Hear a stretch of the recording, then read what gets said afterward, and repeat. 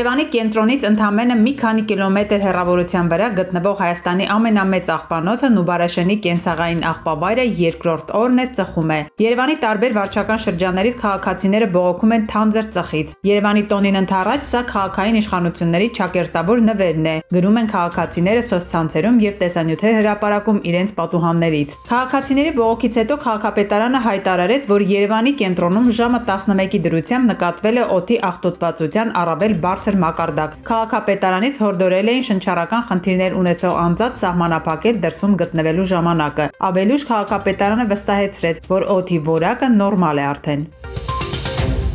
Վերջին տվյալներով Նուբարաշենի աղբավայրում կրակի լեզվակներն ամբողջությամբ մարվել են։ Վտանգավոր հատվածները, որտեղից ծուխ է դուրս գալիս, պատվում են հողածածկով։ Տիգրան Ավինյանը հայտնել է, որ առավոտյան 8:30-ի համեմատ գրեթե կիսով չափ պակասել է ծխածածկույթը, սակայն դեռևս կան ակտիվ օջախներ։ Այս հրդեհից հետո էլ քաղաքային իշխանությունները որոշել են տարածքում տեղադրել արտաքին լուսավորության հենասյուններ, արգելափակոցներ եւ տեսախցիկներ։ Հիշեցնենք, որ ըստ քաղաքապետի այս հրդեհը դիտավորություն է։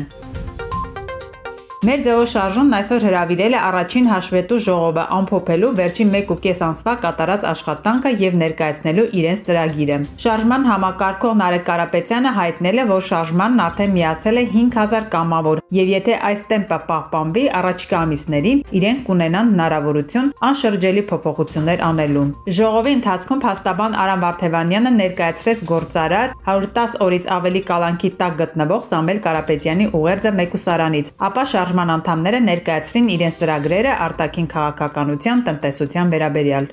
Արդեն ակնհայտ է, որ մեր շարժումը հայտնվել է հասարակական կյանքի ուշադրության կենտրոնում։ Զգալի փոփոխություններ է բերել երկրի քաղաքական կյանքում։ Դա ձեր ձեռքբերումն է։ Սա բոլորիս ձեռքբերումն է եւ պետք է դառնա հայ ժողովրդի ձեռքբերումը։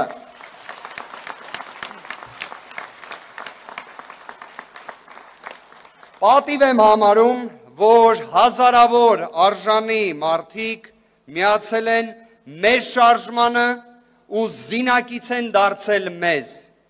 Գիտեմ նաև, որ ընդլայնման ու իսկական համաժողովրդական շարժում դառնալու ներուժ ունենք։ Թող որևէ մեկը չկասկածի։ Չենք նահանջելու, կանգ չենք առնելու։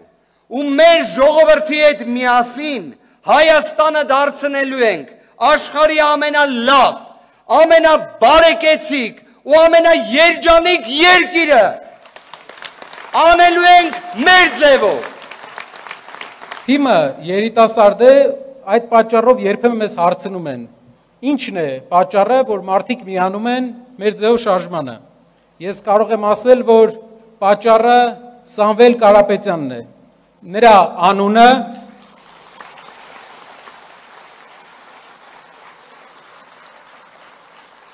այն վստահությունը, որ մենք բոլորս ունենք, որ նա հետևողական է լինելու, շարունակելու է չգցել հայ ազգի անունը, պահպանել մեր պատիվը, չի նայելու մեր ժողովրդի աշխատած կոպեկին։ Մենք վստահ ենք, չէ, հայրենակիցներ ջան, որ դա այդպես է։ Եվ իր գաղափարներով, իր ծրագրերով մենք Հայաստանը դարձնելու ենք գոնե մեր տարածաշրջանում օրինակելի երկիր։ Շարժման առաջին հաշվետու ժողովին որպես փորձագետ եւ հատուկ բանախոս տեսաուղերձով հանդես է եկել նաեւ հայազգի տնտեսագետ 2024 թվականի Նոբելյան մրցանակի դափնեկիր, աշխարհում երրորդ ամենաշատ մեջբերվող տնտեսագետ Դարոն Աճեմօղլուն։ Նա որպես խորհրդատու եւ փորձագետ իր մասնակցությունն է ունենալու շարժման կողմից կազմվող Հայաստանի տնտեսական զարգացման ծրագրի աշխատանքներին։ Դուք հարցնում եք, ինչ կարծիք ունեմ Հայաստանի էլեկտրական ցանցերի վերջերս իրականացված ազգայնացման գործընթացի եւ ներդրումների ակտիվների կառույցների լայնածավալ ստուգումների վերաբերյալ զեկույցների մասին։ Իմ պատասխանը դնում է այս հարցը Հայաստանի ինստիտուցիոնալ զարգացման լայն համատեքստում։ Կարծում եմ, որ յուրաքանչյուր երկրի համար գույքային իրավունքի պաշտպանությունը կենսական նշանակություն ունի։ Միևնույն ժամանակ կարևոր է, որ յուրաքանչյուր երկիր կարողանա օգտվել իր բնական եւ մարդկային ռեսուրսներից։ Սա միշտ նուրբ հավասարակշռություն է, որը պետք է գտնել ճիշտ ձևով։ Ամենակարևորն իմ կարծիքով այն է, որ ստեղծի վստահելի եւ ապահով միջավայր օտարերկրյա ներդրողների համար, որոնք կարևոր դեր են խաղալու Հայաստանի ապագայի ձևավորման գործում։ Ինչ վերաբերվում է այն հարցին, թե ինչպես կարելի է ապահովել Հայաստանի թռիչքաձև տնտեսական զարգացումը, կարծում եմ առանցքային ուղղությունը պետք է լինի արհեստական բանականության եւ բարձր տեխնոլոգիաների զարգացումը։ Այս ոլորտը բացում է նոր հնարավորությունների դաշտ, միաժամանակ պահանջելով նոր մտածելակերպ եւ նպատակային ներդրումներ։ Արհեստական բանականությունը կարող է դառնալ Հայաստանի համար տնտեսական առաջընթացի շարժիչ ուժը։ Մի կողմից օգտագործելով կրթված եւ տեխնոլոգիապես պատրաստ աշխատուժը, իսկ մյուս կողմից հնարավորություն ստեղծելով հասնելու այն երկրներին, որոնց հետ այսօրվա պայմաններում բարդ է առևտրական կապեր հաստատել ավանդական արտահանման ճանապարհներով։ Ժողովից հետո մեր ձևով շարժման անդամները պատասխանել են լրագրողների հարցերին, թե ով է լինելու վարչապետի թեկնածուն, շարժման համակարգող Նարեկ Կարապետյանը հորդորում է սպասել մինչև հունվար, երբ շարժումը կդառնա քաղաքական միավոր։ Լրագրողները Կարապետյանից հետաքրքրվել են նաև, թե ընտրություններում հաղթելու դեպքում ինչ արտաքին քաղաքականություն է վարելու իրենց ուժը։ Շատ կարևոր է հարաբերությունները եւ Ռուսաստանի հետ, բայց կա մի հատ հարց։ Մենք պետք է ունենանք երկրորդ դաշնակցային գիծը, որովհետև ամեն ինչ որ ժամանակը մեկ կարող է քո հիմնական դաշնակցի մոտ լինի վիճակ, որը քո անվտանգային խնդիրներ կարող է քո համար ստեղծել։ Դրա համար ավելի լայն դաշինքները միջազգային Հայաստանի համար ընդունելի են։ Կարողացա չէ։ Օրինակ պատկերացնում եք արևմուտք ձեր հատվածությունը այնպես, ինչպես օրինակ ԿՊԱ-ականներն են ներկայացնում, չէ՞, իրենց արևմտյան ԿՊԱ-ականները ճիշտ եք ասում, ներկայացնում են իրենց արևմտյան ուժի կրով, որովհետև ոչ հյուսիսում, ոչ հարավում, ոչ արևելքում իրենք չկարողացան հարաբերություն ստեղծել։ Արևմուտքում կարողացան մի քանի անգամ հանդիպում ունենալ, բայց եթե իրենք կարող են Հայաստանի համար լուծել այն տնտեսական հարցերը, որը ժամանակին արևմուտքը լուծել է, օրինակ Չեխիայի համար, նստենք քննարկենք եւ ուղղակի մեզ գովազդն են ցույց տալի, բայց տակը բան չկա։ Սա ուղղակի մենք վճարելու ենք դրա համար, բայց ստանալու ենք ոչ մի բան։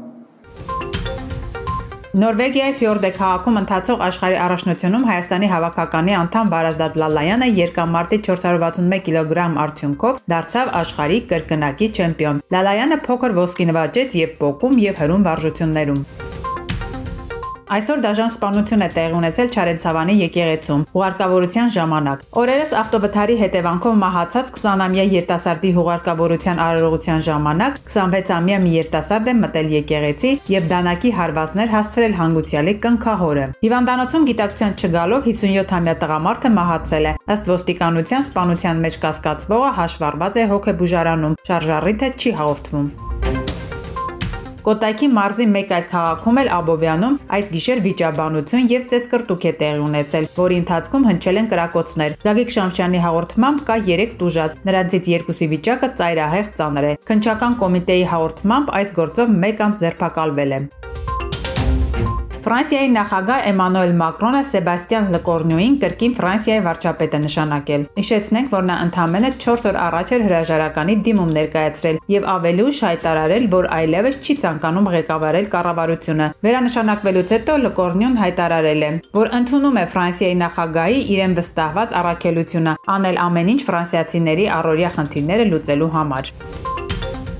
Հարաբերության տարածքում վաղը երեկոյան առանձին շրջաններում, իսկ 13-ին շրջանների մեծ մասում սպասվում է անձրև։ Օդի ջերմաստիճանը հոկտեմբերի 13-ից 3-ը կնվազի 5-ից 7 աստիճանով։